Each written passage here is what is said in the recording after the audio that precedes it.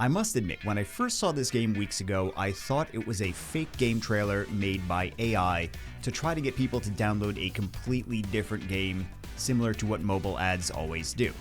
To my surprise, it's not only a real game, but it also had a beta test where it was actually playable and you could experience the mechanics firsthand. So let's get into what Anemo is. It's a mix between an open-world third-person puzzle exploration game and a monster tamer game that lets you fuse and evolve the monsters you catch. So basically Genshin Impact plus Pokémon. Or Legend of Zelda plus Digimon. Whatever you like, pick your poison. It's a massive open world with different biomes and weather where your Anemos react and interact differently in each environment. There's two different types of combat. Command mode for tactical Anemo control, and Twine mode where you become the Anemo for real-time action combat. Each Anemo is unique, has different elements, stats, and skills, just like Pokémon and similar games. Of course, in order to collect Anemos, you have to capture them by throwing Anapods, and the different rarities and power levels of Anapods, the better the chances of capturing the Anemo you want. If you can already feel the microtransaction opportunity here, yeah, so can I. I would bet money that there will be microtransactions for premium Anapods. There's also Alpha Anemos, which are basically premium Anemos that you have boss fights against. You can also potentially capture those as well, probably with the premium Anapods. Microtransactions aside, in addition to those, there are Sanctums, which are like dungeons in Genshin Impact and Zelda that offer physics puzzles and things of that nature. You can also team up with 2 to 4 players in co-op for fighting Alpha Anemos, dungeons, or just exploration. They also claim they're going to integrate trading and PvP battles, which are some interesting things to consider for the future. So who exactly is behind this nice-looking Genshin Impact meets Pokemon game?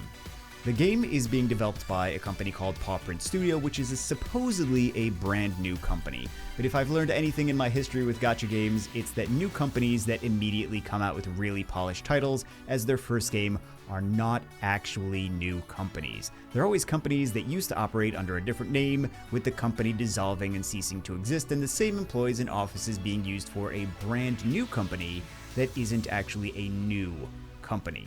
Another thing to note is that Pawprint Studio has teamed up with the publisher Fun Plus.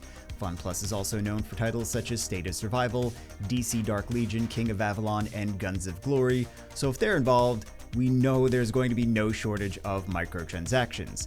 Since the game is free and it's an open world exploration game, my guess is the microtransactions will be additional stamina for dungeon boss battles and additional premium monster collection containers and cosmetics or things similar to Genshin Impact. So what platform is it actually going to be on? This is going to be cross-platform, which is already a big selling point. It's available on PC, Xbox, iOS, and Android, and I would expect the gameplay experience on mobile platforms to be very similar to Genshin Impact.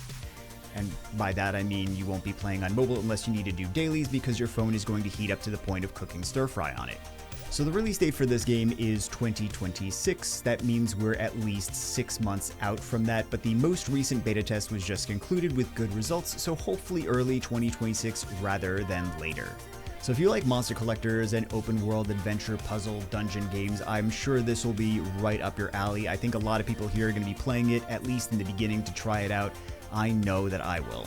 So my thoughts on the game are that I had no faith in this at first because I thought this was just an AI game trailer with no actual game behind it, but after finding out it was a legit game with a lot of time and money put into development, I can definitely see this being one of the next big gacha franchises to hit at least $100 million in revenue, not really based on sales since it's free to play, but more so on players going absolutely overboard with buying loot boxes and other microtransactions.